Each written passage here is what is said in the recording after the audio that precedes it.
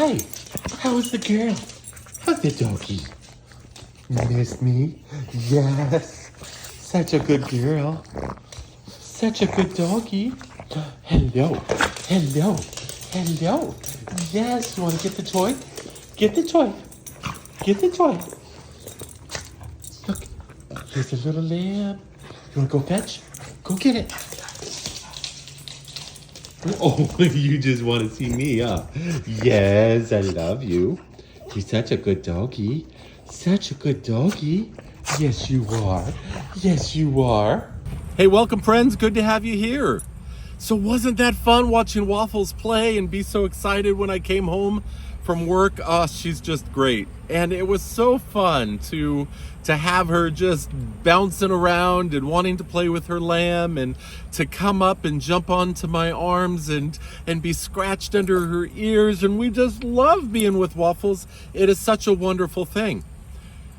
But you know what? You weren't actually there, were you? And you didn't get to pet her and play with her and be licked by her and all the different things.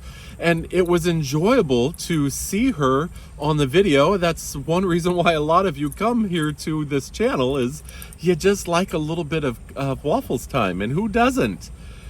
But it isn't the same as being physically with her. Watching content on a YouTube channel is great, and I hope you enjoy what we're producing here at Coffee with Waffles and Len. I hope that these encouragers are in fact just that, encouraging you to take steps in your faith, to fall in love with Jesus more and more each day. But content is not the same as community.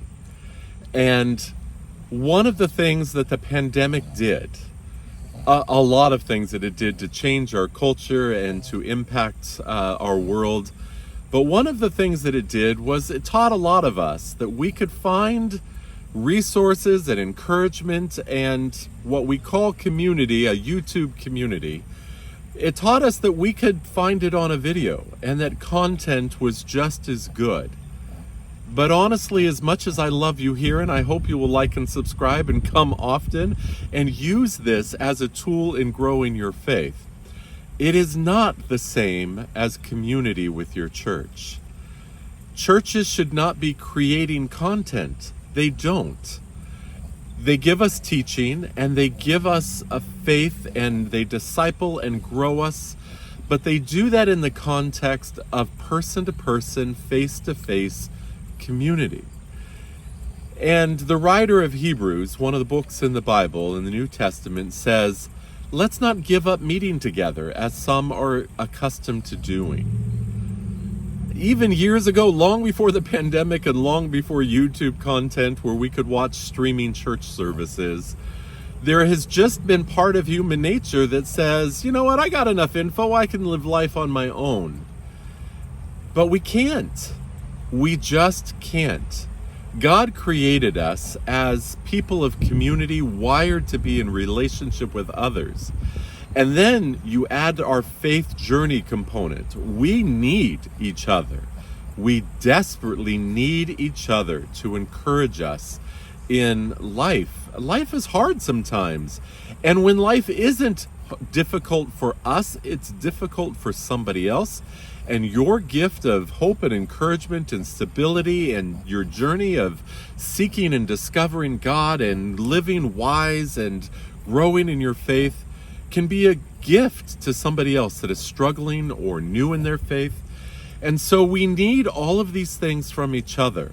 The church I'm currently at, one of our primary phrases we say is life is better together. And it is. And it's not only better together, it's necessary together. We cannot live life alone. And we certainly can't grow in maturity of our faith by ourselves. We need each other. And we need each other in person. Yes, there are times when you're maybe sick or traveling and you can't get to your local church. And we're not in the era where you needed to be at church on Sunday morning, Sunday night, Wednesdays. There was a time when churches were open all those times, and if you were a good Christian, as they said, you were there. I don't hold to that necessarily. I don't think that those rules are required in order to be a good Christian. And if you've watched some of our other videos, I don't even like that phrase, good Christian. So go back and watch some of the previous videos that we've made here on this channel. In any case, the point is that leaning into community more often than not will make a difference in your faith. And if you're at a point where you're saying, I'm not sure church works for me, I'd like to suggest that you're either A, in a church that is toxic or not really growing dynamic community, or, let's put it on ourselves, you're not leaning in to really but experiencing the community that God has for you in that place. You're not using your gifts to touch others' lives, and you're not receiving the gifts that others have to touch your life. And so being involved in community at our church is so valuable. Use your gifts for the common good, as Paul writes in Corinthians, that we're all given spiritual gifts to make a difference in others' lives. And you know what? If you're not involved in your church, they are missing the gifts that you bring. It's like the hand got cut off from the body, and they need their hand back, and you may be their hand. And so use your gifts in your local congregation. Get involved in a small group where you can be talking with others and growing your faith and asking questions and offering ideas and suggestions and exploring and meditating the wisdom of God's word together. We understand the Bible better in community, where we can discuss it and talk about applying it and encouraging each other, even holding each other accountable. If I said to my small group, I'm really struggling in this particular area of my life, would you pray with me about it? And a month later they say, how are you doing in that area? And I could say, you know what, I feel stalled, or I feel great, thank you for praying for me and checking in. That's what community brings to us. The problem is we've been conditioned in our culture, we've been discipled by other sources at times to say we could do it alone, we could be independent, just look to yourself, you've got this, you're good, you don't need anybody else. And it's a lie that our culture gives to us, that we just soak up.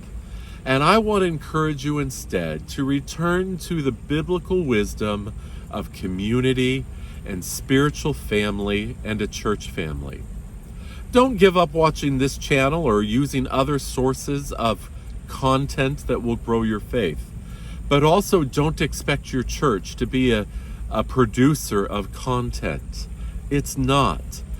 Church is not something you consume. Church is something you experience. It is community. It is family.